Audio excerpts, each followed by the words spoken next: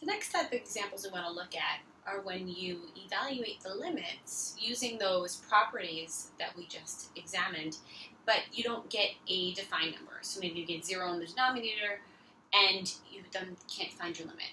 So there are some other strategies that you can use to evaluate these limits, and that's using some form of algebraic manipulation. So there is just one definition that we want to look at first, the property. If f and g are two functions, for all x that's not equal to a, the limit as x approaches a of f of x is equal to the limit as x approaches a of g of x. So notice that they're identical except at this point. But the limit as x approaches that value a will be the same. This would be like if you had portions of your graph where there may be holes, or we call them removable discontinuities, which we will talk about in a later section. But what we can do then is we can actually evaluate this limit by factoring, simplifying, and then using the properties that we had just studied. So let's look at this example. Take the limit as x approaches -1 of x squared minus 1 all over x plus 1. If you try to evaluate this limit using the properties that we just looked at, you plug in the -1. So let's do it. Try it. You plug it in, or you substitute into the function, you substitute -1. You get -1 squared minus 1 all over -1 plus 1. Now when you evaluate this, -1 squared is 1. 1 minus 1, 0, which is not a problem. 0 in the numerator is good. However, -1 plus 1 is 0. And 0 in the denominator gives us an undefined fraction or undefined value. So therefore, this is undefined, which means we can't say that we do or do not have a limit.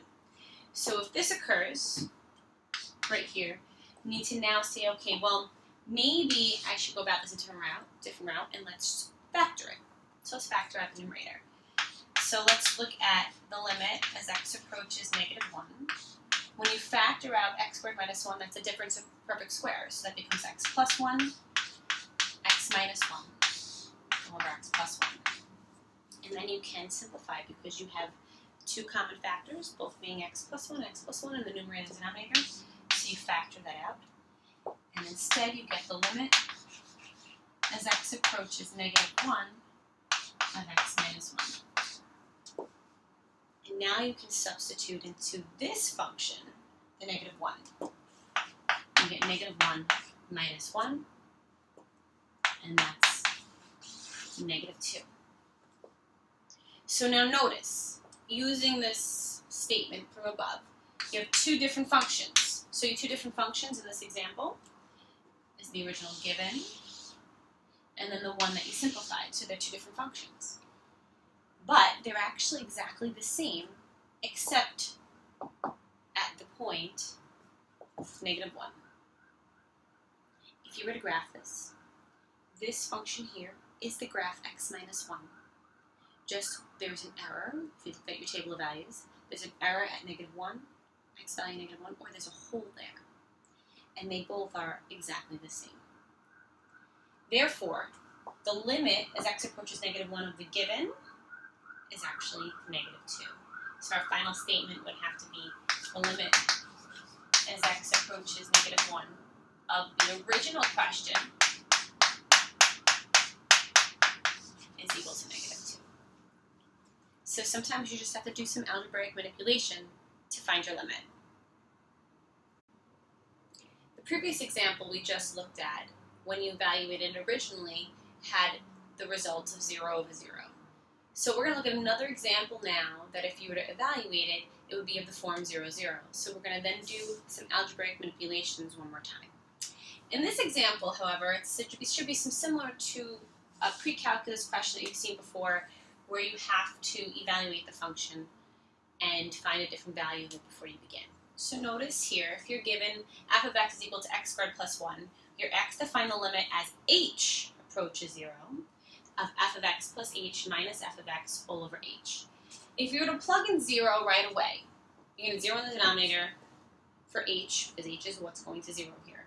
And right away you're like, okay, I can't have that. That's undefined. So see if you can do some manipulation.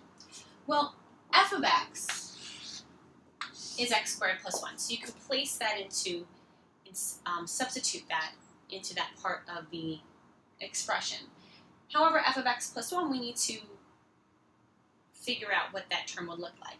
So on the side here, before I begin, I always like to itemize my variables and my terms. So f of x plus h just means wherever there's an x, it now becomes x plus h. So this becomes x plus h squared plus 1.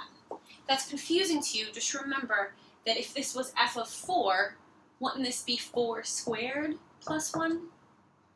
So instead it's f of x plus h, so it becomes x plus h squared plus 1. It's got the same feel, it's the same concept. So what we're going to do now is we're going to plug the x plus h squared plus 1 into the f of x plus h. And then we're going to substitute into the f of x the x squared plus 1.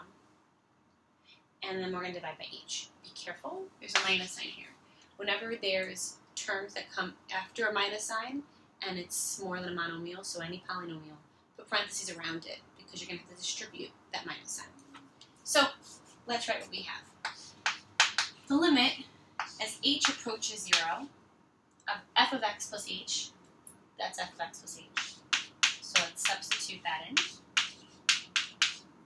Minus f of x. Notice I put parentheses around it, right? Super important. All over h. We're going to simplify. However, before you simplify, that x plus h squared needs to be expanded. Start now with memorizing what that expansion is going to be, because you're going to see it often.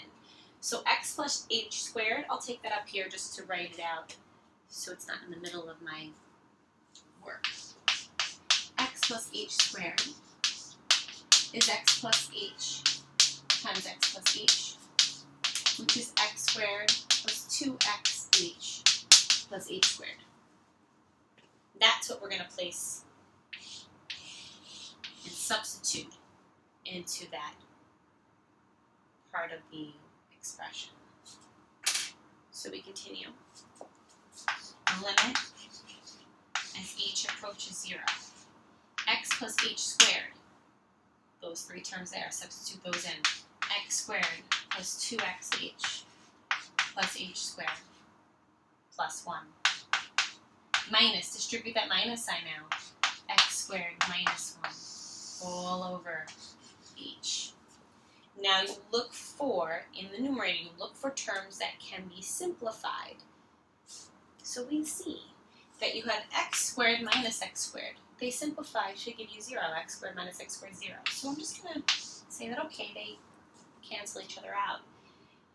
The plus 1 and the minus 1 do the same thing. Plus 1 minus 1 is 0. So you're left with the 2xh plus h squared all over h. So we come over here. We get the limit as h approaches 0 of 2xh plus h squared all over h. Now, remember what we did in the previous example with algebraic manipulation. You factored.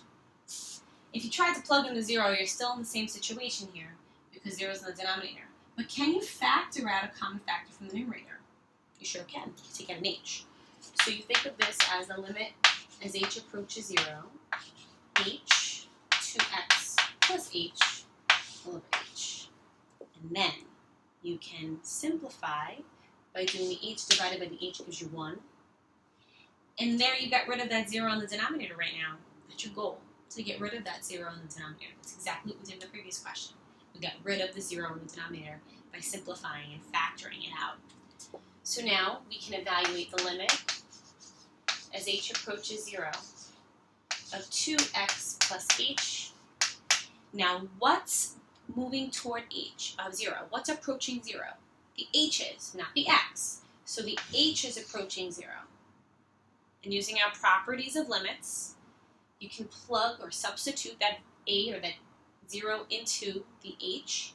So you're left with just 2x as your answer.